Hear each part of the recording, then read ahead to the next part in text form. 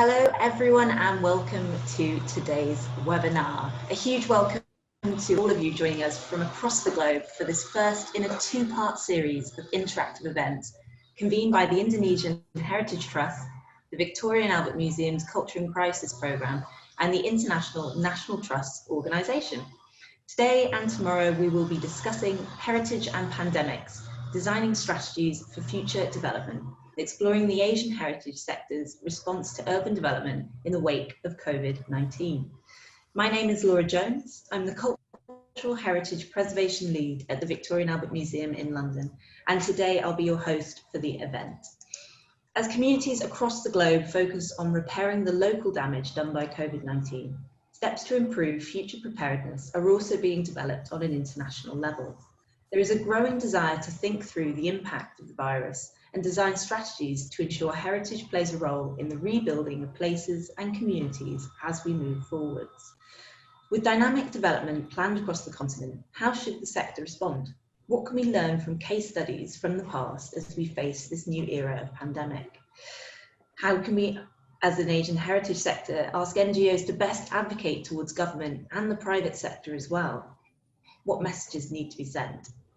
In today's session, taking place on World Habitat Day, we'll be talking with speakers from Thailand, Korea, Indonesia and India to explore case studies from around Asia, drawing on the experiences of previous crises. Together we will discuss how the heritage sector has successfully challenged or otherwise dealt with threats to their sustainability. What led to the success? What relationships are crucial? And how can heritage NGOs best maximise their voices?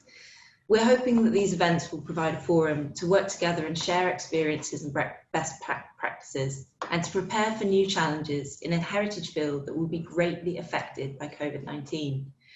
To inspire heritage stakeholders to design strategies for advancing regional values and interests, with a focus on advocacy towards government and other key stakeholders related to development, and to support heritage NGOs in Asia to position themselves to be successful and resilient in a post-pandemic world. During today's event, we'll be encouraging our audience to join the discussion, asking questions and sharing your own views on the subject. As your host, it's my job to try and factor these questions into the event so that your voices form a part of this valuable discussion. To start, and as I hand over to our speakers who will spend 5 minutes introducing themselves and their work, I also ask that you in the chat let us know who you are and where you're joining us from, and how this area impacts your own work. So to start, as I hand over to our speakers, I'll ask them all to turn on their cameras so we can say hello to you all. Excellent. Superb. Everyone come back online.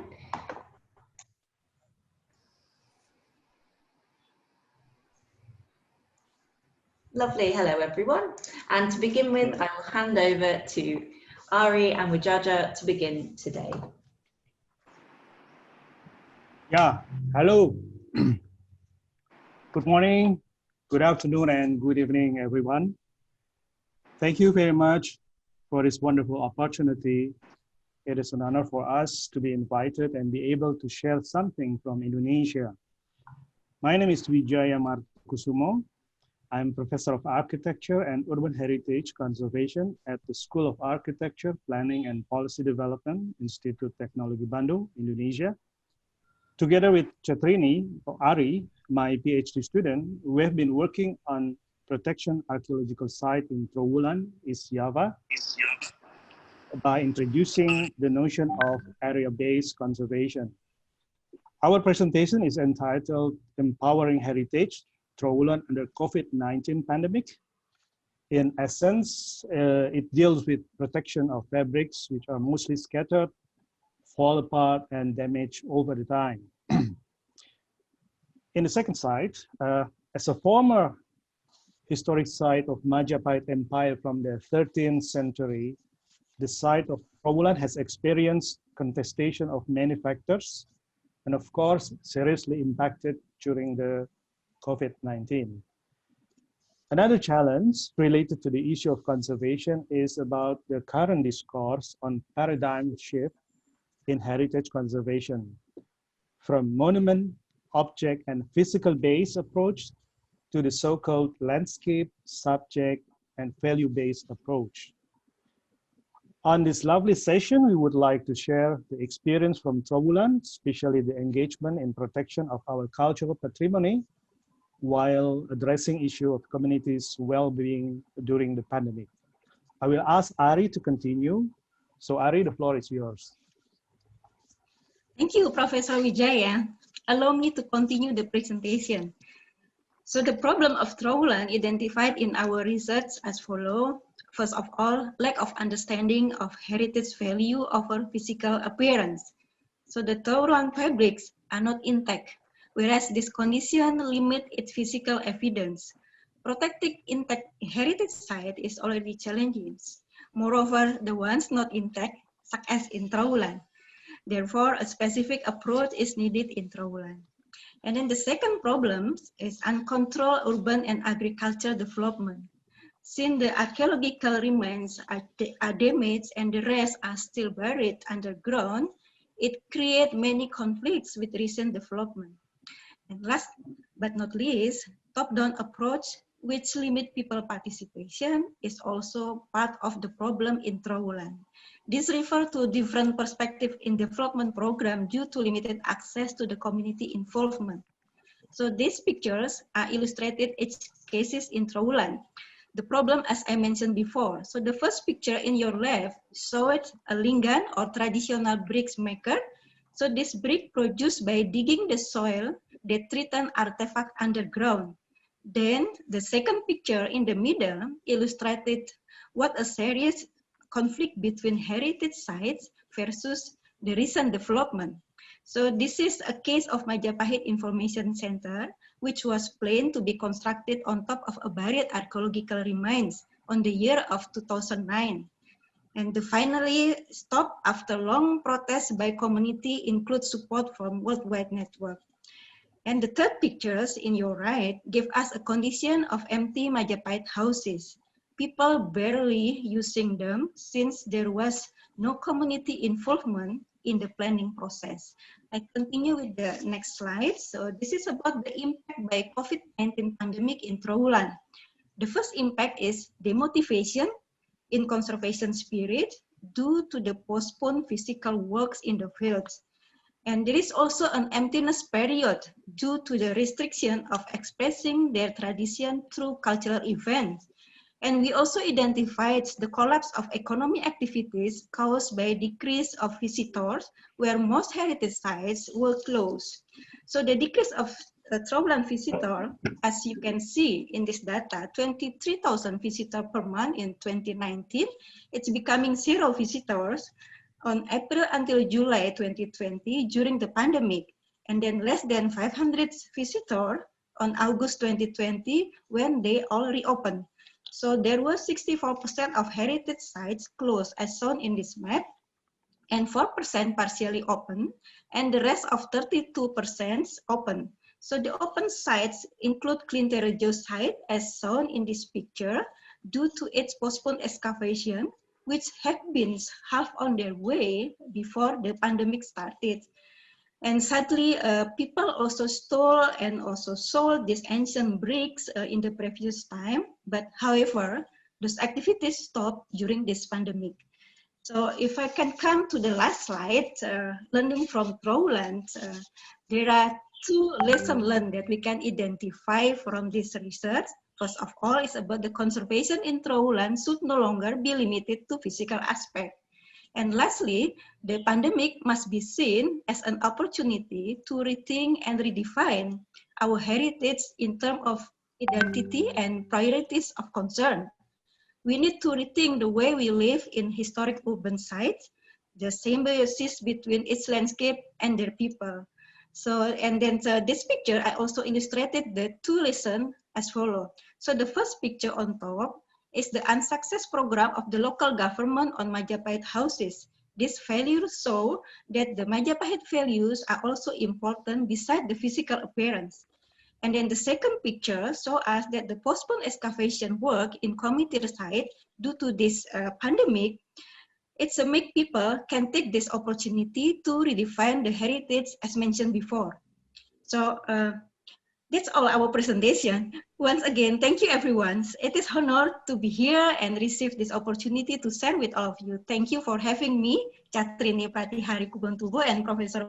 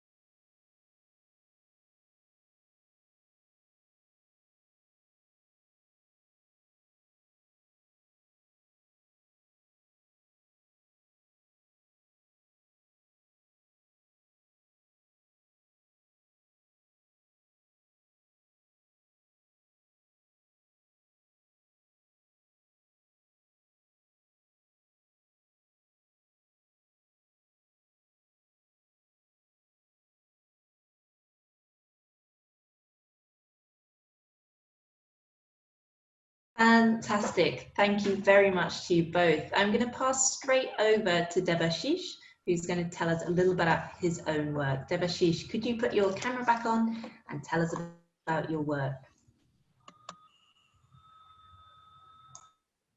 Good afternoon, everyone. And I'm Debashish Nayak from Ahmedabad. Ahmedabad is in the western part of India, in the state of Gujarat. It is little north of Mumbai.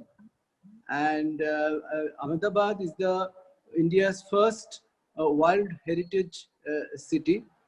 And we have around 5 square kilometer area, the wall city area. The city has around 6 million people.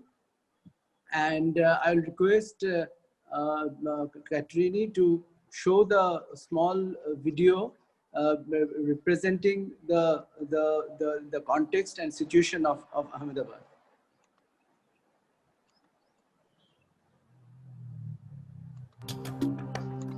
Architect and heritage expert Debashish Nayak was closely involved with Ahmedabad's quest. Very interestingly, Ford Foundation in 80s wanted to look at and review the heritage status of 3 Indian cities, Hyderabad, Jaipur and Ahmedabad. And they had sent officials from the city municipality to Rome, ICROM, to study and set up the whole system.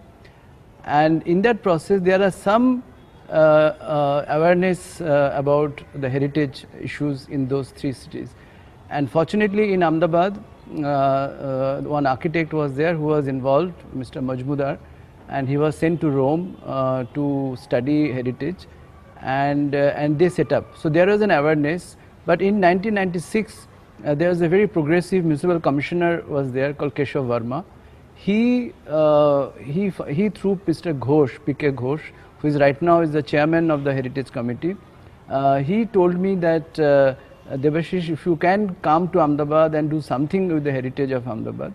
So I came over and spent some time and realized that the citizen really doesn't know the city. So the whole process started with that, and it's a heritage walk, which we thought would be a very important tool to make first Ahmedabadis appreciate their own city. If you look at India as a country, there are nearly 7,000 historic towns and cities in India. So almost every city is eligible to become a World Heritage town or city. But Ahmedabad is one of them. The interesting part is that it was very few people knew that Ahmedabad was the biggest city in India before British came. And it is actually living for last 600 years very actively. So that makes Ahmedabad very unique. And if you look at the history, it is one of the most highly documented city. Like all the mosque of Ahmedabad has really evolved from the Jain architecture and is a unique typology. The process took nearly 20 years of journey. And in the process, people of Ahmedabad really have gone through and through the understanding this whole process through various initiatives, and because it was done through the municipal corporation, so there is a lot of respect has been built between the citizen and the political power and also the city administration. but we still have a long way to go. We have to have, because the sheer number, if you look at all other heritage cities in the world, there are maybe one small neighborhood of maybe 1/30th part of the walled city of Ahmedabad. But Ahmedabad's sheer size and number of buildings is so many that it is a big challenge. So I think the main problem will be, and the challenge is that how you take everybody along and manage, create a situation where these thousands of houses are managed and preserved. So it is a long road ahead. See, logically, if you start work with initiative with the NGO or a local history groups, you can restore maybe 10, 15 and 100 buildings. But if you only have to restore a whole city, it needs the policy change, and that's why the role of municipal corporation is extremely important to participate in that. So when Ahmedabad Municipal Corporation called me to help the municipality to set up a heritage department and create heritage initiative or awareness program, it was a big positive thing. That was, I think, the beginning of the success story happened. But other cities, similar things, if you want to do, if the process has to happen, it should happen through the municipal corporation or the local government. Only then the policy could be changed, only then the municipal administration should be part of the process. That's why everywhere we work, we always initiated with the heritage walk, because unless the citizen, all the people who govern the municipal corporation are the municipal councillors, and municipal councillors are elected by the citizens. So if you want to bring in citizens' participation, you have to bring in the municipal councillors and political support. So that's why the citizens' knowledge about their own city is very fundamental, and where the municipality plays a very important role. The secret of Ahmedabad's success was the close cooperation between people, government and entrepreneurs who realized the value of protecting and developing the city's rich heritage. But as Debashish will tell you, this is a continuous process that needs active participation by all stakeholders.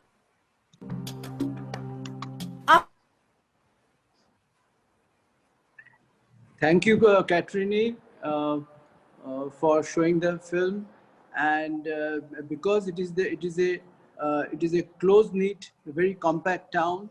The first impact of pandemic was very high initially, but gradually, because everybody knows each other and there is a good management could be put in.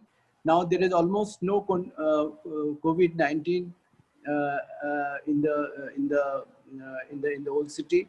So it is a big learning how you manage such a complex situation. The story of the situation of pandemic in these complex towns, Asian towns, particularly Indian towns, and particularly in Ahmedabad town itself. Thank you so much, Debashish. We're really often excited to start here. Thank you. And thanks to everyone as well in the chat who's kicking off by telling us where they are and what they do. That's brilliant. Please continue. It's fascinating to see all of your contributions. I'm going to hand straight back over again. This time on my list up next, we have Chitrabongs. I'll hand the stage over to you. Thank you, Rola. I'm going to screen my video.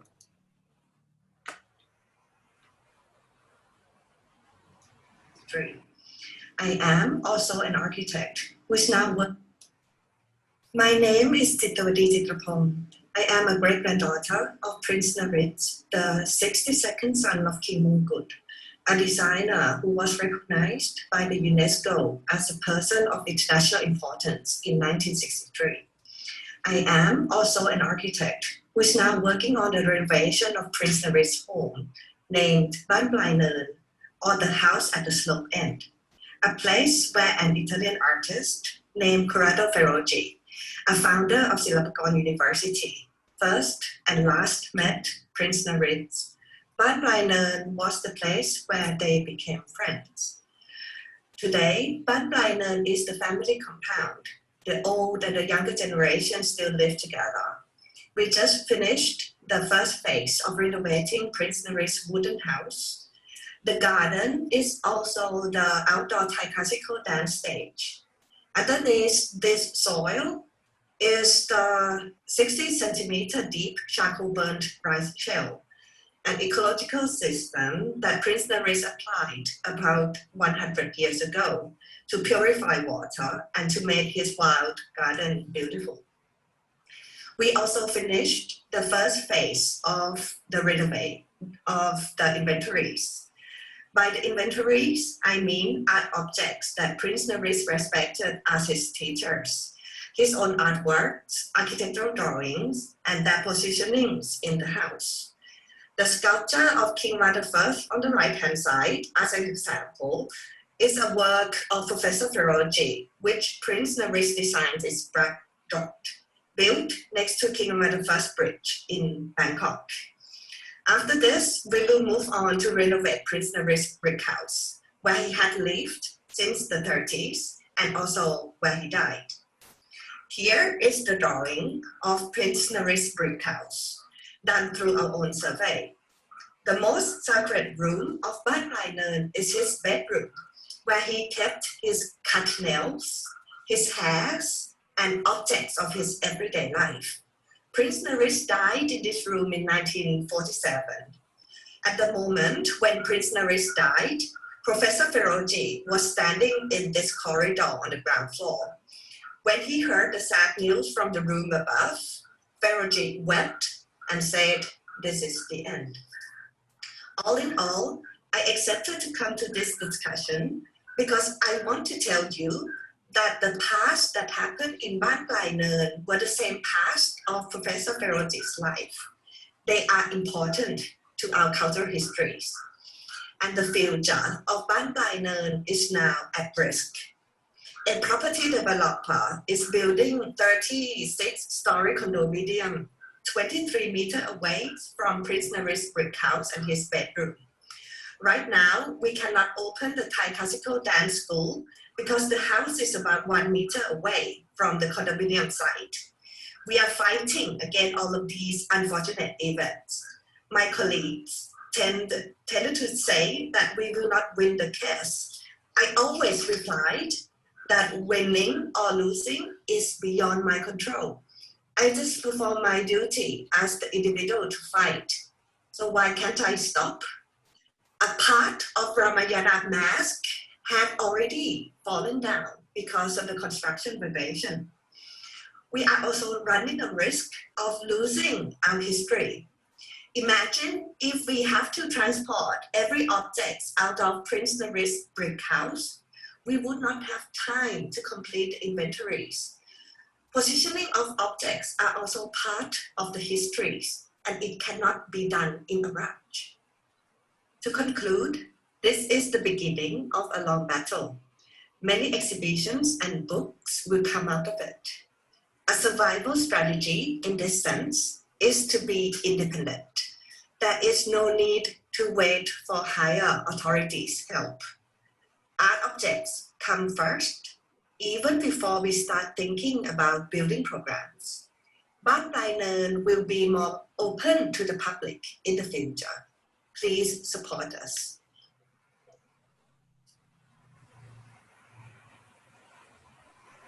Thank you very much. So that's my presentation. Excellent. Thank you so much, Chittawadi. Last but not least, we're going to hand over to Reverend Cyprian to tell us a little bit about his work. Hi, everyone. My name is Cyprian Dongkyun from Korea. I am president of the third trend in my city, Cheongju. Third trend was organized by the whole city groups, and they made an organization and to protect the habitat of the toads and the pond, the wetland in the city town in my city, Cheongju. I am an Anglican priest. I got my my presentation.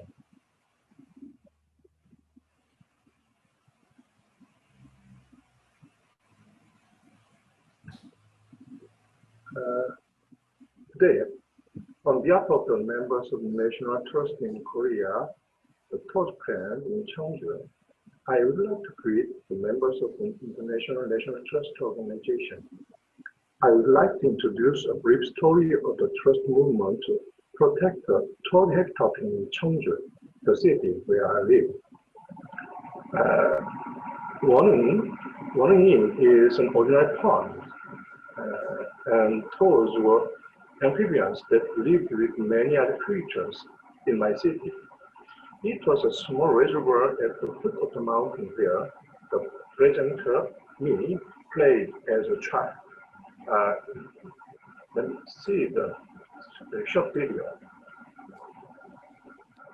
This is a new building, the Eco Park in the downtown. The Eco Park is a symbol of the amphibian habitat in the downtown country.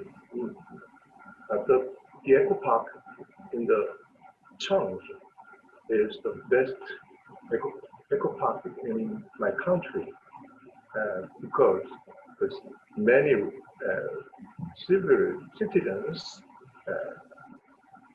make this one and protect this small habitat in the downtown. And in 2003, it was announced that a new large-scale apartment complex was to be built by digging the foot of the Uryong Mountain. This is the Uryong Mountain area, where Woneng Pond, where the small pond, was located. Woneng and the toad were in danger. All civic groups in Cheongju City protested and informed this crisis of the habitat of the toad, the whole country. At last, the land and house company and toad friend made a compromise, which preservation of Woneng and building an eco park within the apartment complex.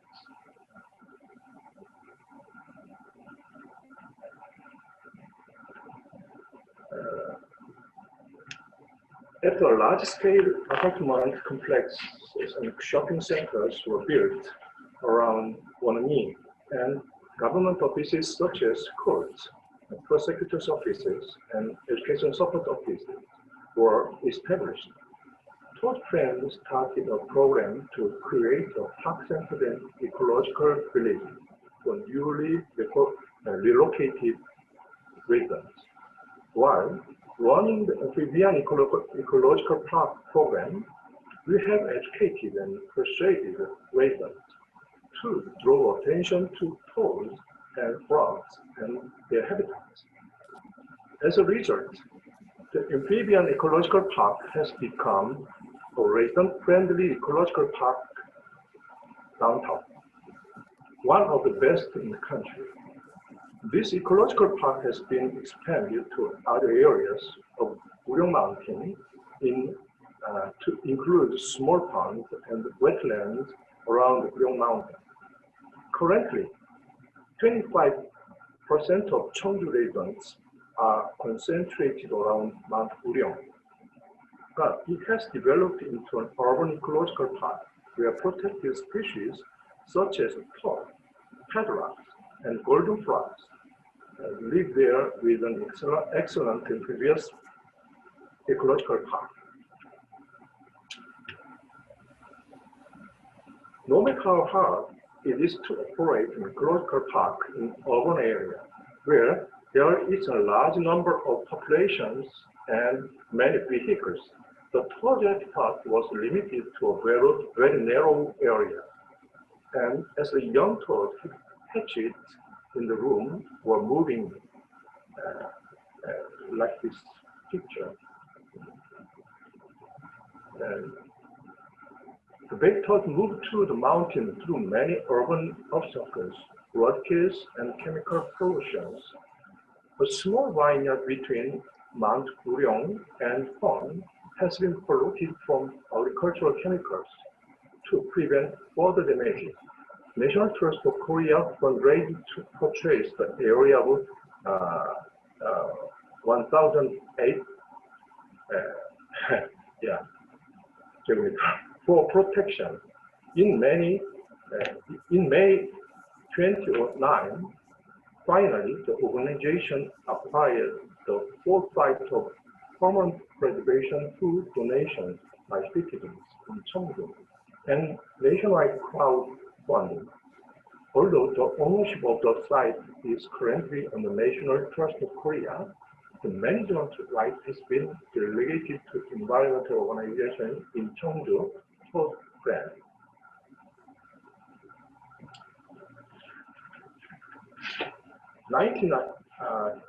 2020 marks the end of the so-called sunset of city park regulation, which returns private land in urban parks in Korea. As a result, the city park area will be broken over sprawling development. Thailand started a campaign to protect Uryong Mountain, the city park, from 2017 in order to preserve the ecological spaces of 250,000 citizens around Uryong Mountain.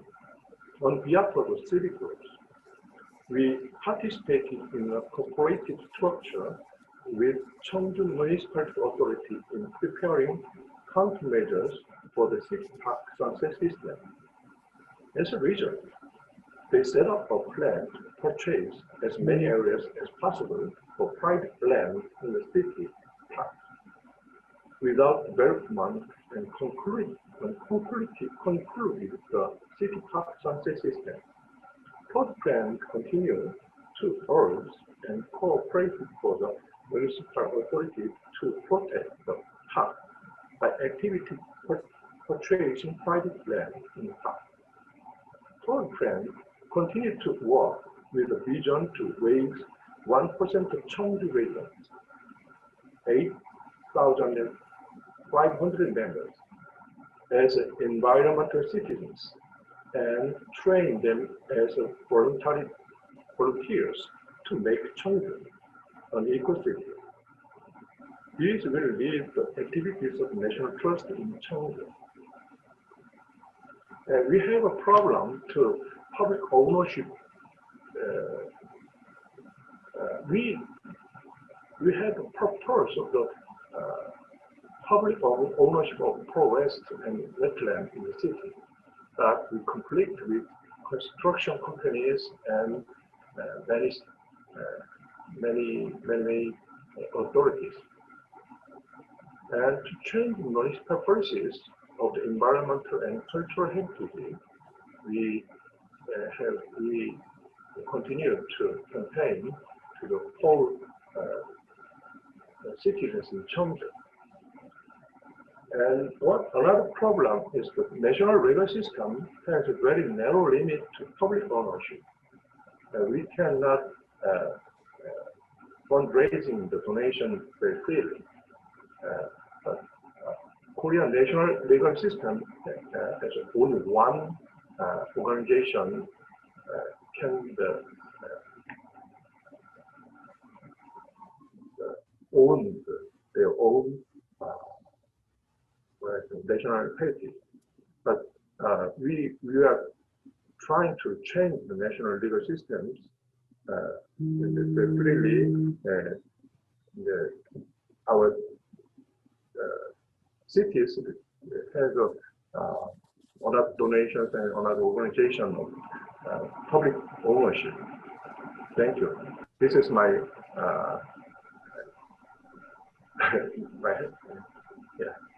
Thank you very much, Reverend Cyprian. That's terrific. So I'll ask all of our speakers to pop back on with their cameras. And thank you all for your enlightening presentation. They certainly started the conversation off very nicely. I've got a few questions I want to ask, but I also really want to hear about the questions from the participants in the chat. What questions you have for our speakers? How are you responding to their experiences? And are you working through similar problems in your own fields that you'd like to share with us? I'm going to start with hopefully a relatively easy one for the group, which should kick the discussion off. And of course, over the next 25 minutes, I want to feed in as much as I can from the external comments and questions of our audience. So team, everyone, the speakers, at the start of your projects, what was the main barrier to your success, do you think? What was it that really posed the biggest issue as you began your projects? I'll hand over to Chittawadi to start that one off. I want to answer your questions in twofold. The first answer would be the barrier would be the kind of higher authorities in the Thai political systems, which I don't attempt to resolve. It's beyond my power whatsoever. I starting to get less and less hope on them. The second answer would concern money, because preservation work needs a lot of money. And the way we resolved it is that we kind of create three organizations. One is called the Naris Foundation, which has been created since like the 60s. We gave kind of scholarships to art and architecture kind of students all over Thailand for more than like 50 years.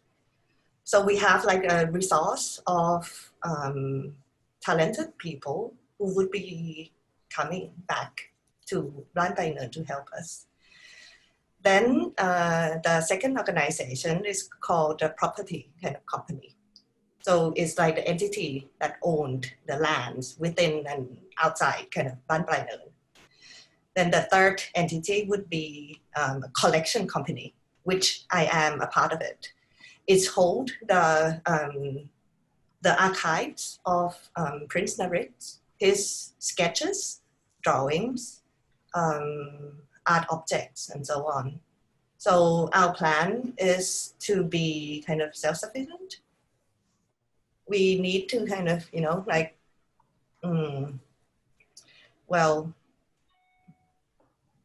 provoke this idea of love of art and culture. I think that's the only way for us right now.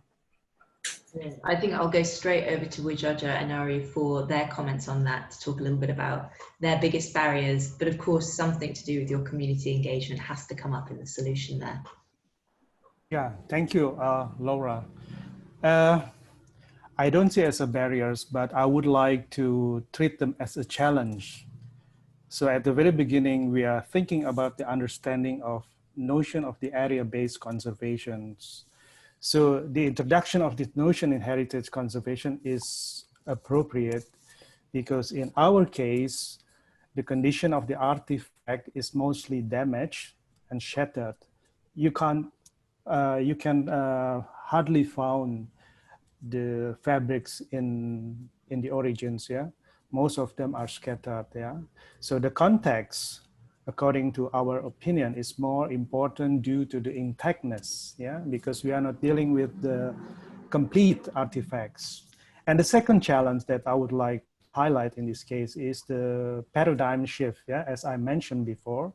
So we have been thinking that the so-called landscape-based approach, subject-based or value-based approach is considered important in these cases, which means that the area of Trowulan, so the case study, is surely of historical, cultural, and ecological of significance. And this value must be superimposed, especially onto the tangible features of the area.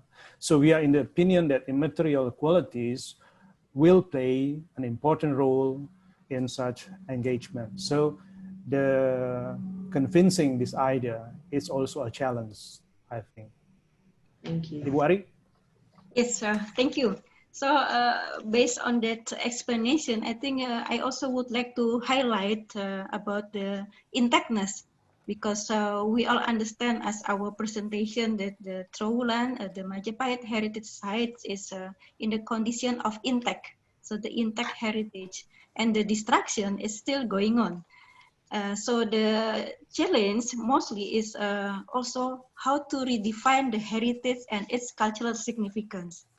The redefinition, this means how to have the new interpretations, the meaning and value and also how to initiate the public participation. As long we understand mostly the program is the top-down approach, and also the challenge how to keep the motivated through the possible mechanism, because this is also the one challenge rise up more once we have and facing the pandemic. Thank you. Thank you very much. I'm going to pass over to Reverend Cyprian to ask what were the big barriers with your project. In Korea is a very rapidly developing country in the world, and many cities so the constructing with big money, and real estate is very the private ownership is very extremely developed in Korea. And now, in my case, the Guryeong mountain is this mountain. It's a very small mountain, but in my city, the 25% of populations are near the mountain. Now, the Guryeong mountain is very important eco area in the city. It was one of the city park. We have a city park system, but still, in the city park there are many about the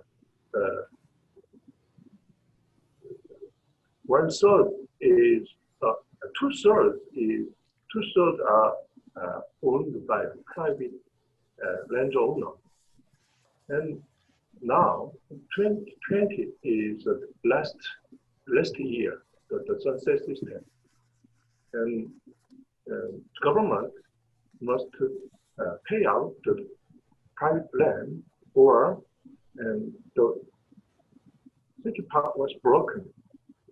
And 2 years ago, we started to fighting about we must make money to the buying private land, because we consisting the city park in the town, but municipal policies has no money, and they sell the city park, and the whole ecosystem of city park and habitat of the many animals was broken now. And my third friend is fighting with the construction company and many municipal officers. And many officers don't understand the eco values in the city. That it is the my point in my case. Thank you very much. I'm going to try and bring in another question here as well that's coming through the chat, which I think is quite relevant to everyone's presentation, but I'm going to give it to Debashish first. Debashish, alongside talking about the barriers to your project, perhaps you can answer Emma Slocum's question in the chat. How easy was it for you to get government support or grants for your projects? And does that match up with getting community engagement at the same time with public appeals for money? No, I think it's a very important question. And in fact, I'm actually from Calcutta, which is extremely 2,000 miles east of Ahmedabad. And when I shifted to Ahmedabad, one of the primary reasons, because the municipal corporation, the local government actually called me to set up the heritage initiative, which was very unique, because I realized that if you want to change and preserve the historic cities, you have to change a lot of policy. And unless you are within the government, but still you are not in the government, only that the positioning of the duality of the position was very, very important. So I shifted to, I tell people that Gujaratis here are vegetarian, and I am a Bengali which eat fish, love meat. but I sacrificed my food habit to preserve the city, just to show people that how serious I am. And because I was sitting in the government, a lot of policy I could change. And that was very important. And one of the major thing was the information dissemination, because people have no knowledge about the environment they are living in. So first thing, I started a very simple thing called Heritage Walk, which starts from a temple and to the mosque every day, last 25 years. And eventually setting up a lot of collecting the local stories, making drawings, making models. A lot of students, a lot of institutes came in to invest. So one of another challenge and success in Ahmedabad was we used very little government money, but you are sitting in the government, but not using government money. So that is a very unique position where the citizens supported. In the film, you must have seen in the Heritage Walk, and we have done statues of different poets, basically improving the quality of life for the people. But in that way, you are actually in connection and in touch with all the community groups in the whole city. So whenever there's a pandemic issue came, whenever there's a decision has to be taken, whenever there's a barrier has to be made with the people's consent, this knowledge really, really helped. Fantastic. Thank you, Debashish. And I'll come back in a minute as well for Esther's question to you about the type of policy change that was needed here. But I think in everyone's presentation, we did experience that slight antagonism between what is essentially the community, the government, private partnerships as well, business models and the law. And actually, I'm going to go back to Chittawadi because you were very open and honest in your presentation about some of the issues you face. And I'm also terribly keen to know what you're doing about it now. Where are those toenails from the bedroom that were found, and what's the next steps for your project? How have you got over some of these barriers? We are still in a kind of lawsuit right now with the administrative court. It's very, very difficult for us. The burden that we have to kind of face is the mundane problems of people who has to kind of clean, let's say, the dusty room that haven't been open for 50 years. You see what I mean? Like the stuff, valuable stuff was mixing with rubbish, you know? So you have to kind of be like a housewife, clean everything and document everything. It is very slow. And the thing is that we cannot hire someone else just to come and help us kind of doing this. We have to do it by ourselves. You know, so that is what we are doing right now. And hopefully when the inventories are done, we will start thinking about renovating the brick house. And this goes back to something that I think Widjaja said about this being a process, that this is something that needs continuing and support over time. I'll go back to Ari and Widjaja to ask them a bit about that. And specifically, I'm quite interested in your project. How did you keep community engagement through the adversity? I think you were quite honest in your presentation about the issues you faced. And how did you motivate people to feel that connection to their heritage, even when it was, you know, other issues on their minds? Yeah, thank you, Laura, for your questions. These are interesting questions. So we have been talking about the new understanding that to change the mentality or mindset is not easy, but it needs time, yeah? And we are still in the opinion that tools or mechanisms should be based upon the following. I think there are two things here. First thing is about the integration of heritage as part of the modernization policy itself, yeah? How to make it relevant to the current and future needs, especially in this pandemic era. And the second one, we do believe there will be some potential interfaces between the past, the present, and the future, yeah? And with this rising awareness of socio-cultural uniqueness in Trowulan, we believe that heritage engagements must be enhanced by other aspects. It is despite the historical one, such as environmental concern, especially during and after the pandemic era. So these are the two most, I would say, tools or mechanism how to convince people that I would like to share with you. And Ari will add something. Yeah, thank you. Please. I think so. Finally, we would like also to confirm that the tools and mechanism that should take into the account that first of all is the current crisis must be seen as an opportunity to rethink the way we live in cities or in heritage sites. This is mean that the symbiosis between the landscape and the people. So this is also how we can see people as the last defense to protect the heritage. And the historic urban area should be also redefined in terms of identity and the priorities of concern. And now the concern is not only about the socio-economic or environmental, but also we have to deal with the pandemic. Yeah, I think that's all. Excellent. And a question that's come in, that's been emailed in from Alex is, has the pandemic meant that checks on the development that's taking place near heritage, has that become easier for people to, or more difficult? How about in your experience there? I'll pass over to, I think, Thailand first.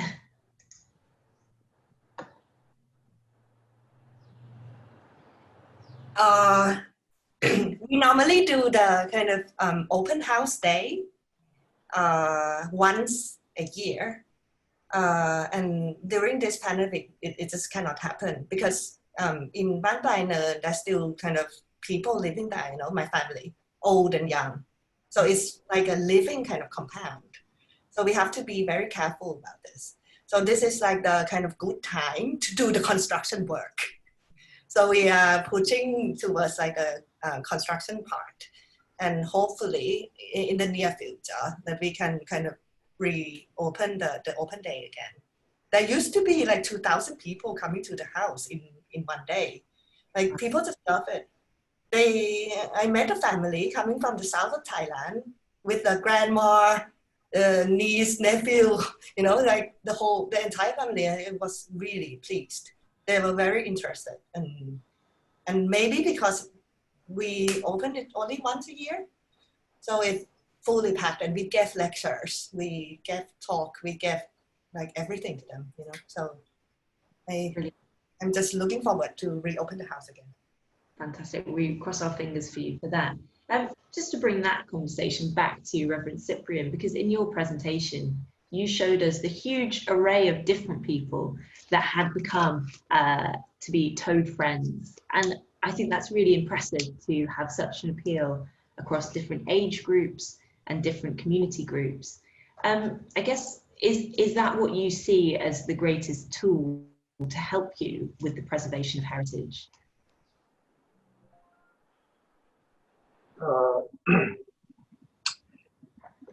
Yes, I think the very central issue, core issue is I think the eco-democracy in Korea.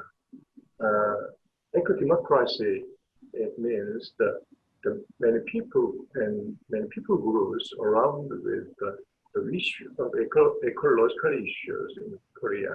But now the Korean democracy is very developed in near about 30 years. But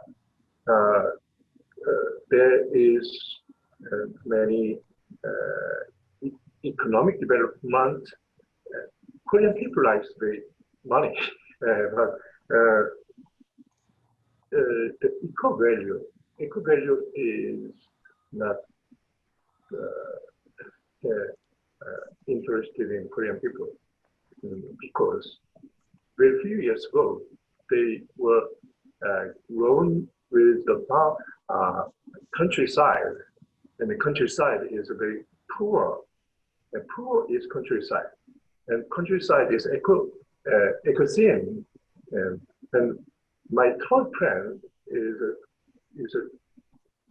focused on amphibians species, because the amphibian species is the standard of the ecological system. In the crisis climate, the ecological system is broken, and at first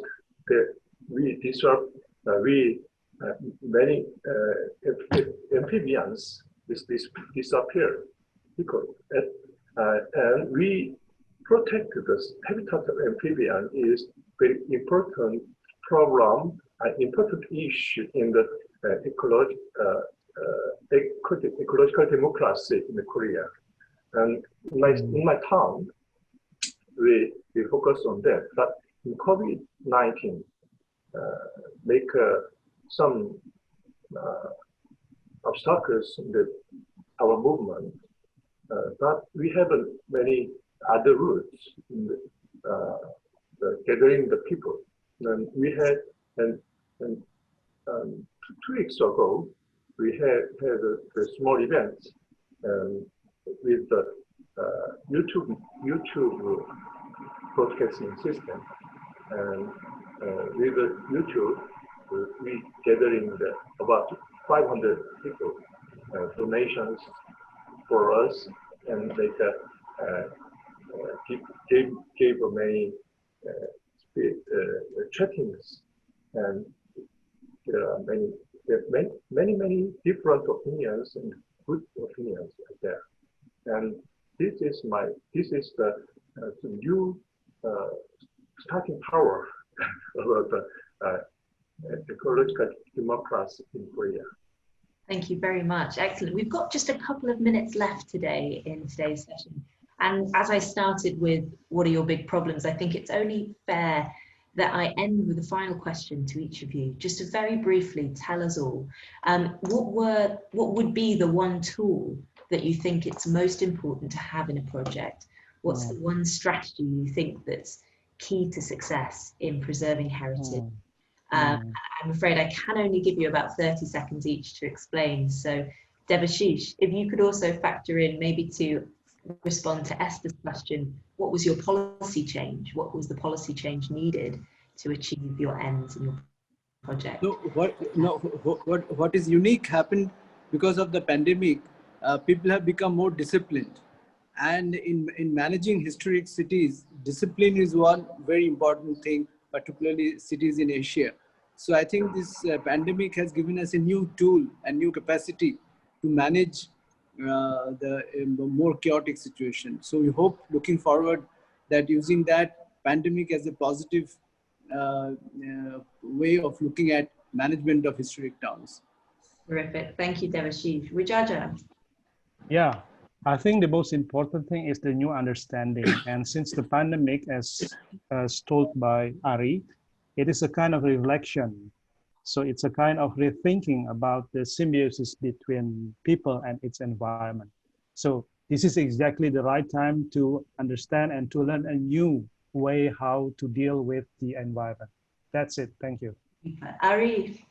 I think, sir, I just adding that while we also try to understand more about the interpretation about the heritage, and people will have more knowledge about their heritage surroundings. So that also can be the opening door of the people participation more to any program in their area.